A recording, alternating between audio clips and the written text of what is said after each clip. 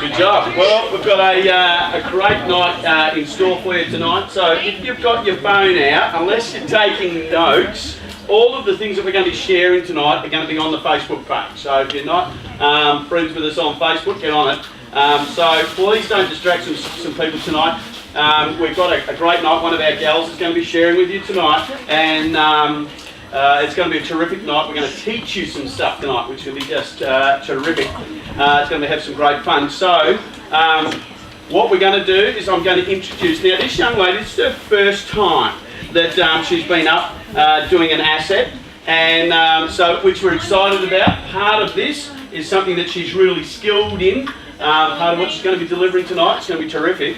And then we're also going to have Taylor and myself assisting throughout the night. So this should be some fun for you. And we're going to want you to ask some questions throughout the night that are relevant to what the topic matter is. Remember, this is so you think you can man, so you think you can woman. And thank you for some of the feedback from last week from what we talked about. And we can catch up with a bit more of that. We'll just do some dialogue on Facebook. So, without any further ado, I'd like to introduce one of our most amazing young ladies on our leadership team.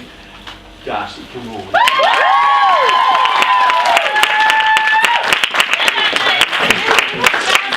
going to get going to swivel this way. I know, sorry, some of you are ready to go that way. Good job, I'll let you go. Oh, straight up. Alright, so I volunteered as tribute, so be nice to me. Come on down. Come on, jump down.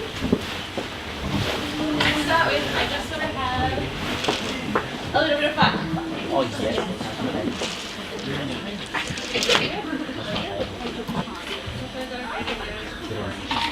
What is the catch cry of favourites? What are they? They're the thing that you are told to bring. No. What? Nothing. Exactly. Okay, so I'm going to ask you guys some questions, and if you give me an answer, I'm going to chuck your favourite. Who knows what etiquette is? Anybody? Does anyone know what etiquette is? Take a guess, even if you think you're wrong. Isn't it just the basic respect when you're eating and stuff like that? Okay, eating. Nice. Yeah. Yes. How to act at the dinner table? Ooh, good. It's basically generally with anything, it's like your guidelines, rules kind of thing Guidelines, rules for general respect and ooh, respect. I like that word. Yes. Manners. Boom. Anyone at the back? Yes. Right up the back. Right up the back with blue. politeness. Politeness. Okay, this may not make it. Kind of fits. Cherry ripe. Yes. Values. Values. Ooh. Can anyone give me an example of what etiquette is? Anything. Can anyone give me an example? MJ. Table manners? Table manners. Can't catch. Anyone else give me an example? Yes. I don't know. Yes. I never said I was a picture. Yes. Is it where you be polite to the guests at the table? Yes, at your table. Nice. I like that. Yes. When you meet someone for the first time, it's polite to shake their hand. Oh, yes. Very good. Very good. Very good. Okay, so I guess we kind of all behind. Oh, we got one more. We got one more. Yes.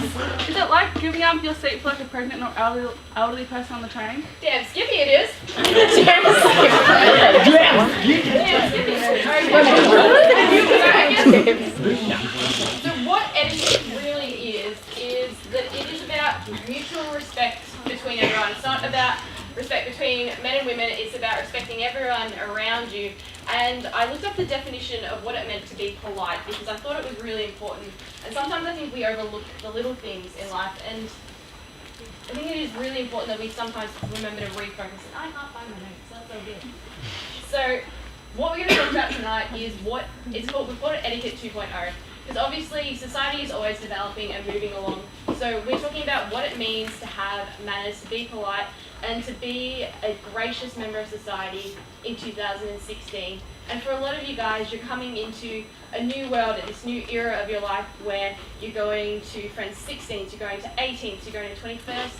Some of you are going to do your Deb Falls, but more importantly, a lot of you are going to get to experience a lot of things this year and next year with Bridge Builders that you'll never have experienced before. And we want to make you as comfortable as possible in every single situation in your life. So that's why we're doing this night tonight, because part of being a man and part of being a woman is being out in society and showing respect for yourself, but also showing respect to other people. So that's why we're doing this. So we're going to start with what the do's and don'ts are of when you go out and get invited to different events. A lot of Bridge Builders events are smart casual events. Does anyone know what that is? Let's see that there. Hey Taylor, how often do I text you when we've got an event and I say, hey Taylor, what do I wear? And I go, oh my god, I don't know, I was going to ask you the same thing. Yeah, exactly. So when somebody says smart casual, it means neat and conventional. Most importantly, it means clean. Don't show up in something that is torn or ripped. Or dirty. Big no-no. Also, smart casual, unfortunately, as much as I love my gym gear and my runners, is not for that occasion. Smart casual, where are you going to put it? For the boys, looks a little like this. Oh yeah. Yeah. So I don't know if you're this stylish, because I'm not that put together. It's me on the left. Not on the left. Yeah, it's a guy. No, So I think you for were the left. boys, it's no thongs, unfortunately, unless if maybe you're at a beach day or a beach barbecue, that might be the exception to the rule. It means that your jeans don't have holes all through them. It means that you didn't wear your what you wore to trade school this week out on the weekend. So when we invite you to a Bridge Builders event, say the golf day or something like that, and we say it's smart casual, you guys know what you do and don't wear to that event. So these are really important things. And also, it doesn't mean you have to go out and buy something new for every single event. That's just silly. Smart casual is what you have in your house. We always say that it's a nice pair of pants and a nice top and leave it at that, and closed shoes. Except for in summer, maybe for the girls, we might wear some nice little sandals or something like that. Girls, we get more fun, we have more options. Wear as little or as much as you want. Unfortunately, also, it means no hoodies, and as much as we love our BB hoodies, smart casual doesn't include a hoodie. It's the same as it doesn't include trackies. And also leggings as well, not so much. Unless you want to wear like something over the top of them, we don't wear leggings. So these are some of the options for the girls. So this is for a lot of our general events throughout the year. If it is smart casual, you might chuck on a pair of jeans and a BB top. Now, who did the business breakfast this year? Was it awesome? Yeah. Awesome. Yeah. Yes. Fantastic. Do you think you might have felt a little silly had you rocked up in your pajamas? Oh yeah. Just like a little bit. And so there's actually two kinds of business attire today. So we have business formal, like what these people are wearing, and then we've also got business casual. So business casual reflects the industry that you work in or what you do. So it's not as serious, and so someone like Taylor, who on occasion works at Ponyland still, for her business attire is often a lot more casual than someone, say myself, who works sometimes in an office. It's very different, but at the same time it's still always presentable and it reflects the industry. So for the business breakfast for the boys, sorry guys, who learned what slacks were this year?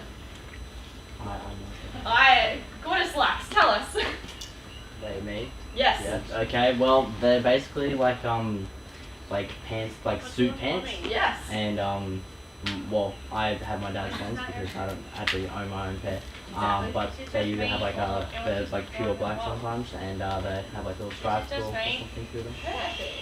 And more importantly, why did you have to wear suit pants? Just because I had to look smart and I had to look like I was wearing a suit or something. And, Yes. And what event were we at? well, for the Huck and Hold, I was at the VIP corporate area, so Yes. I had to look smart. And so I'm normally doing a whole bunch of events again next year, so we are going to have different VIP areas for different events. So hopefully, and that's always a really fun area to be in, especially if more VIP shop than we did at Huck and Hold this year, but it's going to be huge next year, so that area should be crammed. So you might end up wearing something a little less beachy and a little bit more professional and getting to like rub shoulders with some really interesting and cool peoples.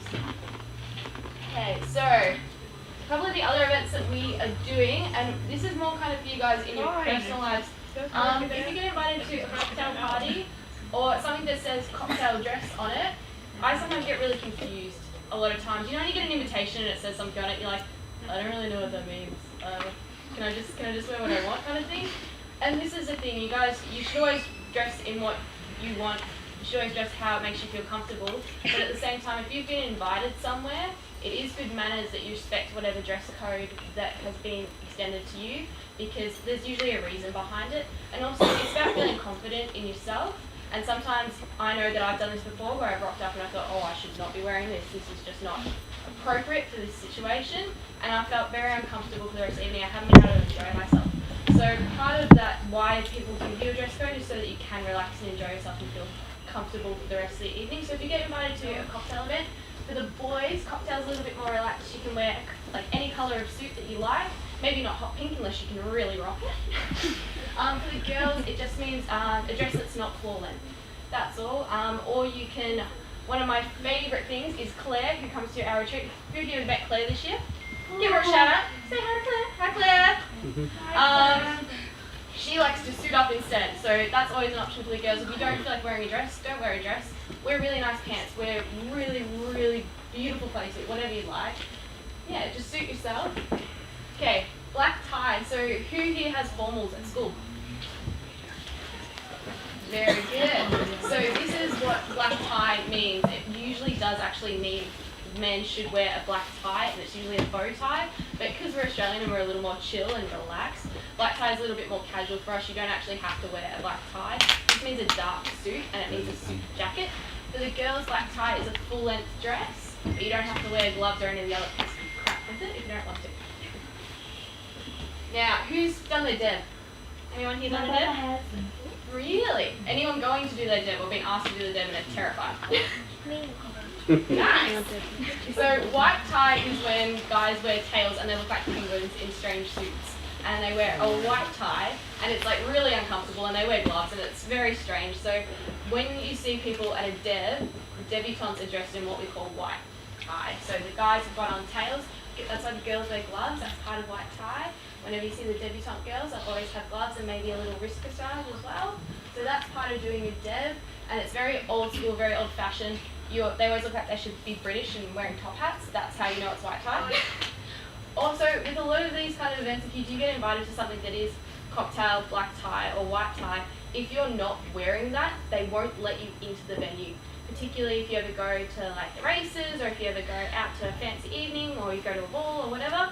I was at a ball last night and they would not have let me into the room if I had not been dressed in cocktail black tie attire. So that's why we're telling you guys this stuff, because I'd hate for anyone to ever rock up and be not able to go in and enjoy themselves and have a beautiful night because they weren't prepared. And it doesn't mean that you have to go out and buy yourself something crazy and fancy. Borrow it. Ow. Girls, share your wardrobes, love on each other, and most of this stuff you can get a full-length dress at Target for like $30. It's the best thing ever. So there is a will, there's a way, and yeah, just enjoy yourself with those kinds of events. And so yeah, so that's all about when we have different Bridgewater's events. If you're not sure, just ask us. Most of the time, even if you don't have it, one of us will, and we're usually really happy to lend it. Or we'll do a crazy late night trip to Kmart and we'll find you something fabulous. So it's all just about being comfortable in your own skin. At the end of the day, it's up to you guys with this kind of stuff. You can take it or leave it. You can not wear anything at all. You will get arrested if you do go outside the house naked. But it's up to you. What we're trying to do tonight is arm you guys with the knowledge of being really empowered and comfortable in your own skin. So part of this is good manners. So Taylor is going to go over some really good table manners with you guys now. Yay! Oh, yeah. So if you can see on the table here, we have like a whole bunch of plates and forks and things, and there's all these different, just everything. Yeah, there are some noodles there, so Darcy's going to go through that a bit later. So basically, I've just drawn this up on the board. Now, can everyone actually see this? Yep. I just got to say, Taylor, I don't know about you, but this freaks me out. You know, this part here freaks me out when I go. Does it freak anybody else out when you go out for a meal somewhere and all of a sudden it's like, holy crap, you know? How many pieces of weaponry does one person need to eat?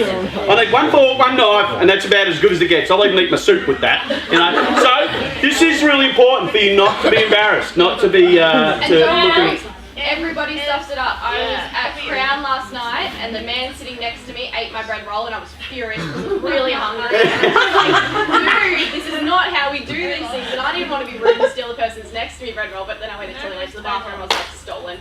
Yeah. I'm pretty sure that Beck steals bread rolls when you go out. Hungry men. So, this is beside the actual bread roll, like if you go out to a pub or something like that, you generally won't have a setting this big, okay? But if you were to go to a nicer restaurant, you will actually sit down to something like this. Now, the other thing for this setting is that if you say don't have entree, they will take things away, and then you're left with your standard normal kind of cutlery and setting. So this big one in the middle, this is our plate. Okay, now you may actually not get a plate to start with. If you do have a plate on your table to start with, it generally means that there will be something in the middle of the table to share. And that's normally a bit of an entree thing, or like a cheese and bickies kind of bits and pieces. Delicious. Yeah, always deliciousness. Now, like these guys were saying too, this is your bread plate, which is actually on the left, okay? Because we're eating. This is how we're eating. Oh. All right. So, what side is your bread? Left. Only losers still bread, okay? The right side always closer. I just thought they gave you two. So, bread is on your left. Generally, you will have a bread knife as well, okay? So this is that's a knife. Look at that. It might saw through your plate too, but that's okay. Now the reason that your knife, if you think about it, if your knife actually will point away from you, because these ones over here are your knives as well, and they will actually point into, it generally always points in one direction. So if you're worried about what side your knife actually sits on, your knife will sit in towards your plate in your right hand. If you think about if you were a sword fighter, I think Tyler, did you say this before, or was that somebody else? Someone said something about their sword fighter. Think about you're fighting in your right hand. If you're left-handed, soz. Okay. Now, why is there extra sets? This side's got 3, that side's got 2. Does anyone actually know what that might mean? Yeah. Desserts, potentially, yeah. Steak knife.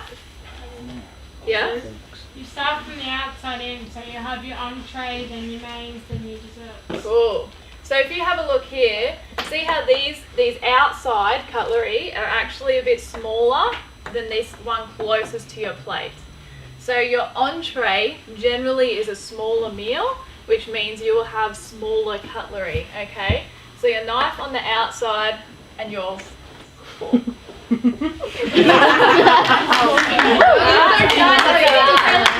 foot.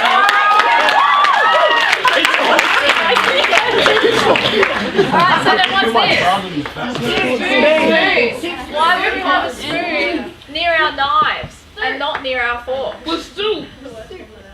Potentially soup, yeah? Some desserts, some soups. Some desserts, some soups. Or? Because you're meant to use your right hand for your spoon. Pasta! So,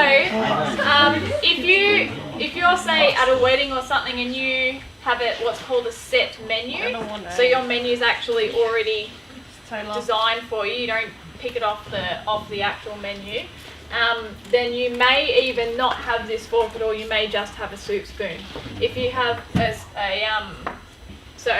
soup spoon will be here if you're having soup. If it's here, it's for pasta, because you generally should actually use your fork and spoon for pasta, not a knife and fork, okay? But really.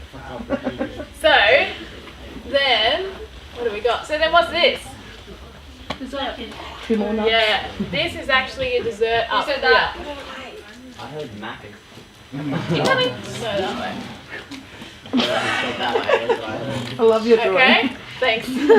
Now, there is actually this is just a little bit of an extra knowledge thing, doesn't really matter. Yeah, this is a spork, or a fork, or a spade, and this is your spoon. If you think about it, and if you do have a chance later, come up and have a look at this, your fork will actually sit in the same way that if you dragged it down as an entree fork, which is the same size as the entree fork, it would just slide down there. Okay, so if you are having to set the table, think about what way would that slide down. And for your spoon, think about your pasta spoon. What way would that slide down? Okay, to make it the right way up. So then what's this? Cup. Yeah. So this is your cup. Now, at some places, you may potentially have 3 glasses in front of you. I know, right? 3 glasses. And they'll be set up in a little bit of an arrangement like this. Beer, wine, and other beverages. Yeah. So generally you'll have a beer, a wine, and a water glass, okay? So your wine glass will be a lot bigger. It looks like a water. It's like a tulip. Look at it. And then you have a beer glass, which is normally a little bit fatter, and a water glass is that's water. Just stuff. Yeah. Isn't that beautiful? Yeah. So your water glass is always the more chunkier kind of one. So once you've ordered your drinks on the table, if you're not having wine or if you're only having soft drink or whatever it might be, they'll probably just take those glasses away. So it's not to confuse you. Yeah, exactly. And so you have more room on the table. Maybe some people in So key things. What size your bread roll on? Left. Left. Good. Which cutlery do you start with? Outside in. Good. Oh, and one key thing too. Go Go on a date. Napkins. Alright? Napkins do not belong tucked up. Okay? Unless you're at a rib joint when you specifically actually have a bib. Okay? Now, normally this would fold in a square and would make a nice triangle. Would sit across just your lap. Okay? Now, if you do get freaked out that someone's coming in, like invading your space, you can actually say, no thank you, I can do it myself. Alright? Otherwise, you just sit back for 2 seconds and let them bring it. And you don't need to make a comment when they do it. It's all good for the wait staff at the same time, sometimes napkining people. So like if you don't want them to do it, then say, yeah, we have to go around and you have to napkin everyone. So if you don't want them to do it, say something. But if not, just let them do their job and get away without comment, because trust me, whatever you've said, they've probably heard it 500 times from 500 other people. So it's not a big thing, but yeah, just let them do their job. Cool.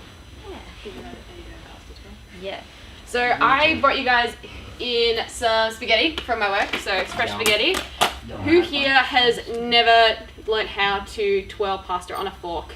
Who here knows how to do it? Alright, Josh Baldry, get up here. You haven't? No. Yes, he's up. Who else doesn't know how to? On display now, Mum's watching. Your turn. That's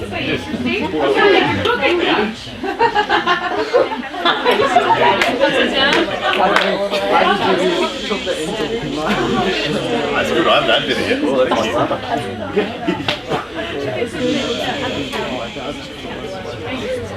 Now, if you're Italian and you're in the room, you've got like an unfair advantage. I'm Italian and I don't even know how to do it. Okay, alright. So, we'll know something for you. I've always had stringy bits. I love it when it hits me in the face.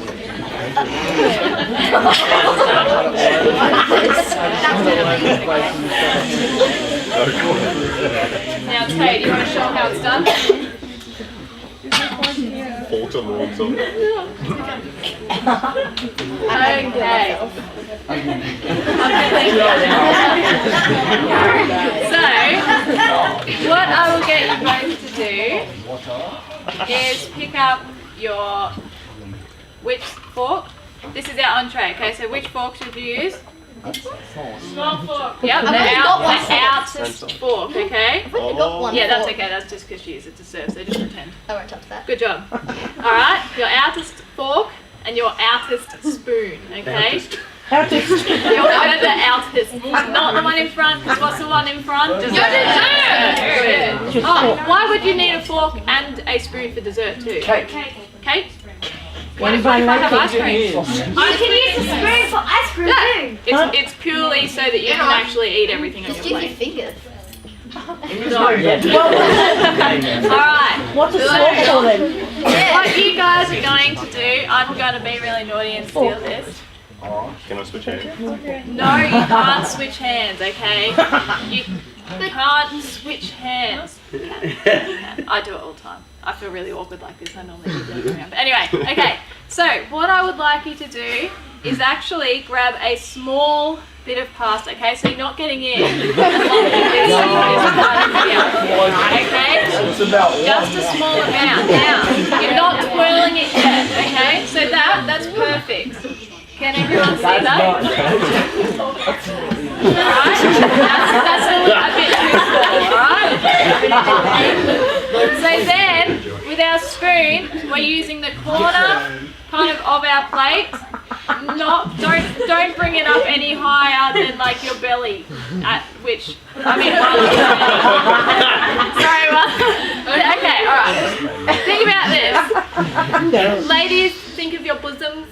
Don't bring your spaghetti higher than your bosoms. And then your man's bosoms, okay?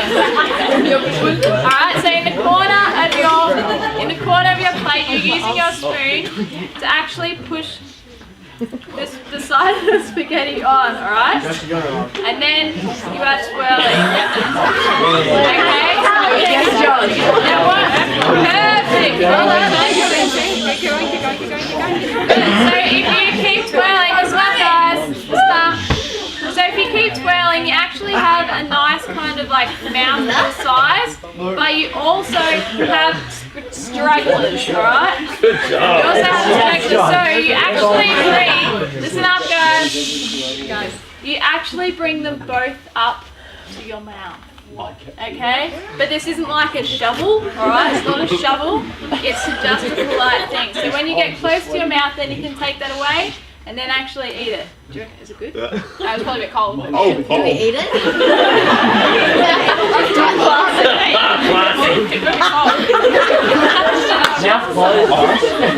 You're not okay. So you're not using your manners, Taylor.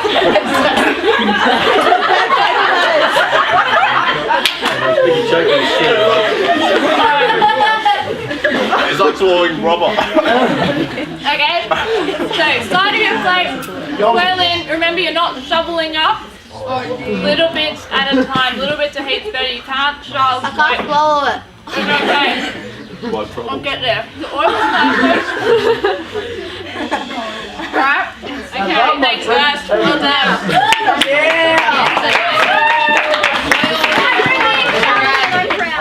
Alright, so placing your napkins back on the table, and then what's at the end of the night, Darcy? What do we do with that plate at the end of the night? Alright, so I finished my pasta now. It's can I say it where you have to put them if they're like messy, they're not gonna take your plate because it's messy, but if you put it straight, it's gonna they'll take it away. They'll take it away because it's straight and not wonky.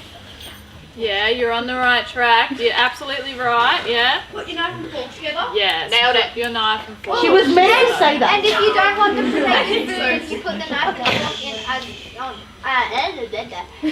cross on top of your plate. Yeah. So think of it like open for business, not open for business. Open gates, closed gates. So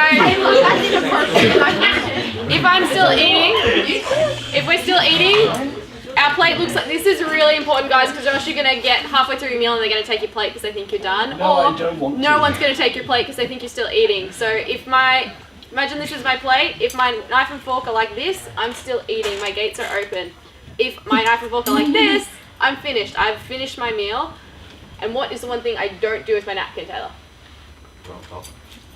Yeah, so if you have a lovely linen napkin like this one, please don't put it on your plate, okay? These actually get washed and pressed and folded and reused, and it's really super great when they've got spaghetti sauce stains in them, alright? So just when you're done with your napkin, whether you're going to the bathroom or whether you're just done, just either fold it nicely and put it next to your plate or in front of your plate, just somewhere out of the way that isn't actually on your plate, yeah.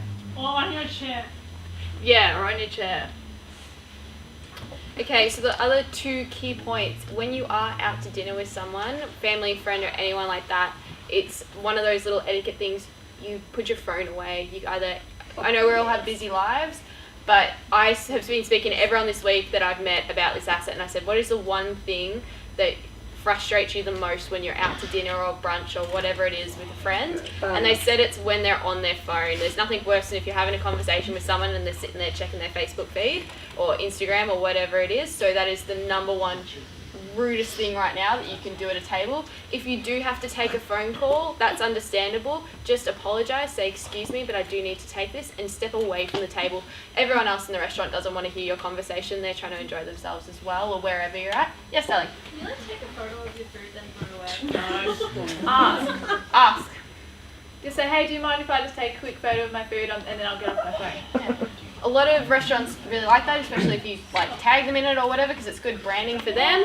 But at the same time, it's always polite to ask. The other one thing is, if you do require a server or assistance, how do you ask for them, Taylor? No, do not ever do that. Or else Taylor and I will personally find you and beat you up ourselves. Yes.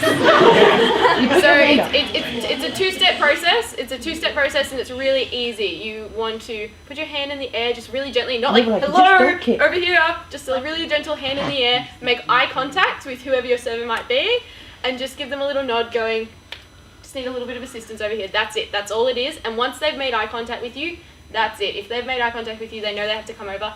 Try and be patient. If they're not straight over to you, they may have something else that they're doing for somebody else. It's never okay to click at anybody, ever. How would you like it if someone did it to you? And yes, Taylor and I will know. We will find you and we will beat you up. Okay, and so that is Taylor. Yay!